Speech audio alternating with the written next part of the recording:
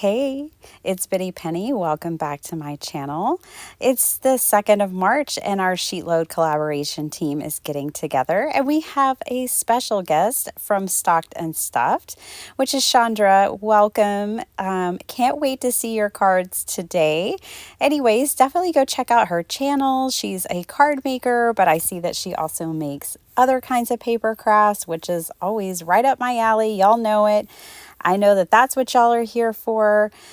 And so definitely go check her out. It looks like she's really close to 1,000 subs, and I'm sure she would love to hit that mark in this collaboration. And she's got a lot of Sheetload inspiration on her channel. Okay, you guys, so thank you so much for being here with me on my channel.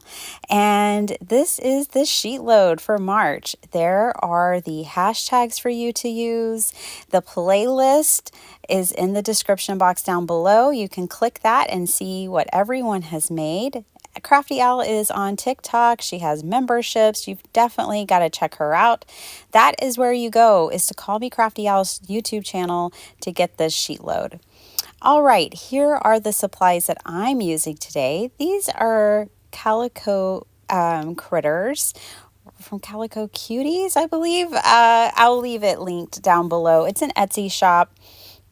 And I had a really hard time picking which set I wanted to use. I kind of have like a woodland set. I have this fabulous fairy set that I absolutely love, especially the diversity that's represented in that set of fairies. But I landed right here on these animals.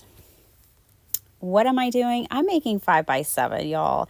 And my friend Angie sent me some cards in Happy Mail this month, and she blew my mind. We are going to make 5x7 card bases with the single-sided patterned paper. This is a hot buy paper pad or something like that. 12x12 sheets. I need 6 because I'm making 12 5x7 cards. This sheet load yields 12 cards. I'm going to show y'all how to cut these card bases. You get 2 5x7 top folding card bases with one 12x12. So what I did is I bumped these little pieces down and I cut my 12x12 the same as Call Me Crafty Owl with one adjustment. So let me show you what that is. I took a 12x12 and I cut it down to 4 inches. So I got 3 strips that are 4x12. I took 2 of those and I cut them down to 4x6. Okay, so I'm just cutting this to 6 inches because it's already 4x12. So I've got 2 of those. For the last one here though, I'm doing something different. The first thing to do, at least the way that I see it, is to cut this down to the 1 1/4 inch. So this is 1 1/4 by 4, and cut those pieces first. So those are the 4 that you were supposed to get. Now, Call Me Crafty Owl's dimensions are different because she's making A2 and I'm making 5x7. But once I had that done, then I turned my paper, I cut it to 2 inches, and then I was able to get these 3.5 by 2 inch pieces just like that. And I have like no scraps. This is it. Like little slivers of a scrap is all I had left over. So that was a really great way to utilize that 12x12 paper and get everything from it. So here I'm doing it all over again, cutting initially down to 3 strips of paper that are 4x12, cutting 2 of those to 4x6, and then cutting my little strips and then larger strips at the same measurements from Alicia's Sheetload. All right, let's make our card bases. I'm taking a 12x12 sheet of paper and I'm cutting it to 5x12 so I can get 2 card bases. This is not scraps right here. You need this. That leftover strip is 2x12. You cut it down to 5 inches. So it should be 5x2. So you can get 2 of those. Let's do that again. This is 12x12. I'm cutting it to 5 inches twice. So that's 2 5x12 pieces. The leftover piece, this one, that is 2x12, we're going to cut those down into 5-inch strips. So I'll have 2 of those, and this little square is all you have left over. Okay, so we are well on our way to making this 5x7. Now what I'm doing here is separating those little pieces that we cut that are 2x5, and I'm taking this 5x12 and I'm scoring at 7 inches. Okay, so I'm going to score it at 7 inches, and notice how it's short on the front. That is where this little 2-inch strip is going to come in, and it's going to give us a 5x7 card. Oh, I love this so much, you guys. I cannot even tell you. You all know, I mean, I think all of you know, I love 5x7 cards, and I am so excited because I have a craft room full of 12x12 paper pads. So this is absolutely perfect. Now, on my other, I have some other 12x12 pieces here. With this one, I'm cutting these down to 5 by 3/4 of an inch, okay? And I'm going to cut as many strips as I can from this piece, and then I'll end up cutting a few more as well from a scrap.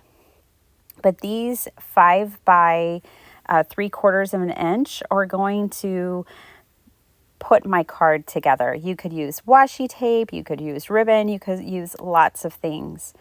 I also took this same piece of paper, cut it down to 5 inches, and then cut 1-inch strips, and these are just to decorate the inside of my card. Okay, so basically one additional piece of 12x12 that I just used for cutting strips and kind of making my own like faux washi tape, if you will, or whatever. All right, those are my scraps. That's it. That's all I had left over. I actually ended up using this piece right here to get more strips. And so let me show you how I assembled this. Now, my friend Angie sent me another variation. So if this is something you like, let me know. I mean, I plan on doing it anyways, to be honest, but I'm going to come back and show you more ways to get your 5x7 cards from 12x12 paper. I love 12x12 paper, you guys, so much, because there's so much I can do with it as a journal maker, as a card maker. It's just amazing. And now I'm even just so much more stoked to be able to make my card bases. You may be wondering if it's flimsy, and it's totally not. Of course, it would depend on you wouldn't want to use the pattern paper that's kind of like a copy weight. This is the heavier version, the cardstock version of patterned paper. But by the time you add all of your layers onto this, it's very sturdy. And I put a layer, which I'll show you later, on the inside back part of the panel, and that's made that piece much more sturdy.